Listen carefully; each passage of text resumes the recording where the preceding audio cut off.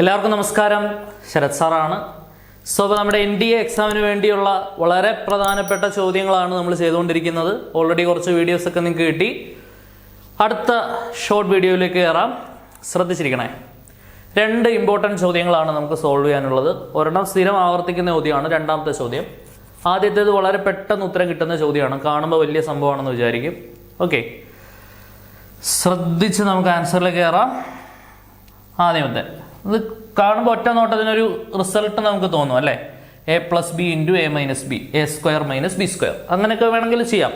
അതിലേക്കൊന്നും പോകാതെ തന്നെ ഒരു എളുപ്പ വഴിയുണ്ട്. എന്താ നോക്കിയാണേ, sin 24 + cos 66 ഇൻറ്റു sin 24 വേണമെങ്കിൽ cos 90 - 24 എന്ന് എഴുതാം. ശരിയല്ലേ? sin തീറ്റയെ നമുക്ക് എങ്ങനെ എഴുതാം? cos 90 - തീറ്റ. ശരിയാണല്ലോ? sin 24 cos 90 - 24 എന്ന് എഴുതാം. മൈനസ് എന്തുണ്ട്?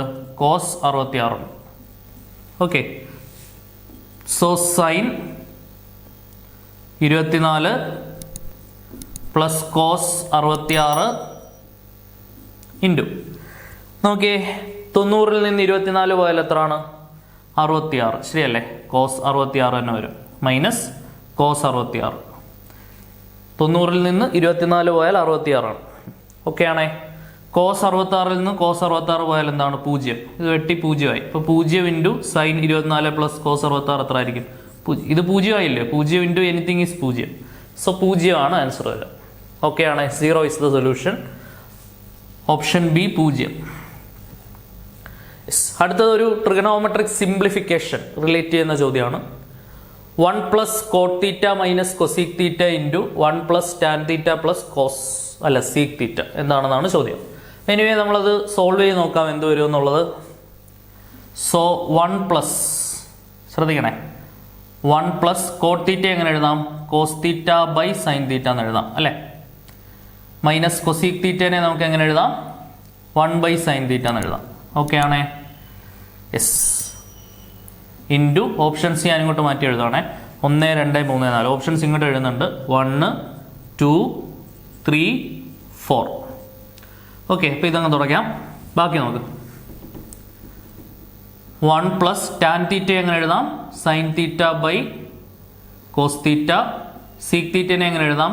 1 cos θ. അതിനെ നമുക്ക് ഇങ്ങനെ ഒന്ന് അഡ്ജസ്റ്റ്മെന്റ് ചെയ്യാം. പരിചയക്കാരിലേക്ക് മാറ്റാം അല്ലെ? കോട്ടും കൊസീക്കും ഒന്നും നിങ്ങൾ ചെയ്ത് വലിയ പരിചയമില്ല. പരിചയക്കാരിലേക്ക് മാറ്റാം. സൈനിലേക്കും കോസിലേക്കും ഒക്കെ മാറ്റാം. ഓക്കെ, ഇനി നിങ്ങൾ നോക്ക്. ഇവിടെ 1 + ഇവിടെ ഡിനോമിനേറ്റർ സെയിം ആണ്, സിംഗിൾ ഡിനോമിനേറ്റർ sin θ. മുകളിൽ എന്ത് ചെയ്യുക? cos θ - 1. ഓക്കെ, ഇൻറ്റു 1 + ഇവിടെയും സെയിം ഡിനോമിനേറ്റർ cos θ. മുകളിൽ എന്ത് എഴുതാം? sin θ + 1. ഇനി അടുത്ത് എന്ത് ചെയ്യുക? മെത്തേഡ് ഓഫ് ക്രോസ് മൾട്ടിപ്ലിക്കേഷൻ അല്ലെ? sin θ ഇങ്ങോട്ടേക്ക് വരും. sin θ into 1 sin θ + cos θ - 1 sin θ വരും. ശരിയല്ലേ? ഇൻറ്റു ഇവിടെ ക്രോസ് ചെയ്യുമ്പോൾ എന്താണ് വരിക? cos θ into 1 cos θ + sin θ - 1 divided by cos θ. Okay, so cross multiplication പരിപാടിയൊക്കെ കഴിഞ്ഞു. ഇനി എൻ്റെ ഒരു റിസൾട്ടിൻ്റെ രൂപത്തിൽ ഈ sin θ + cos θയെ ഒന്ന് A ആയിട്ട് സങ്കല്പിക്കുക. A - B into A + B. ശരിയല്ലോ? A - B into A + B എന്തുവാ? A² - B². ആ റിസൾട്ട് അപ്ലൈ ചെയ്യുമ്പോൾ ഇവിടെ എയുടെ പ്ലേസിൽ sin θ + cos θ ആണ്. sin θ + cos θയുടെ സ്ക്വയർ മൈനസ് B² എന്ന് പറഞ്ഞാൽ 1ന്റെ സ്ക്വയർ 1. അപ്പോൾ മുകളിലാണ് അപ്ലൈ ചെയ്തത്. താഴെ എന്തുണ്ട്? sin θ cos θ ഉണ്ട്. ഓക്കെ, ഇനി ഇവിടെ എന്താ അപ്ലൈ ചെയ്യുക? sin θ + cos θയുടെ square A + B whole square A² + B² + 2AB. Apply ചെയ്യുമ്പോൾ എന്ത് വരും? A² എന്ന് പറഞ്ഞാൽ sin² θ, B² എന്ന് പറഞ്ഞാൽ cos² θ, 2AB എന്ന് പറഞ്ഞാൽ 2 sin θ cos θ - 1 divided by sin θ cos θ. Okay, ഇനി ഇതെന്താണ് സാധനം? sin² θ + cos² θ. നല്ല ഈസി ആയിട്ട് നിങ്ങൾക്ക് അറിയാവുന്ന സാധനം അല്ലെ? sin² θ + cos² θ 1 ആണ്. cosec² θ - cot² θ 1 ആണ്. sec² θ - tan² θ 1 ആണ് അല്ലേ? ഈ 3 ഇക്വേഷൻ നല്ല രീതിയിൽ അറിയാം. sin² θ + cos² θ 1 ആവും. ആ +1ഉം ഈ -1ഉം കൂടെ വെട്ടാം. സെറ്റായേ?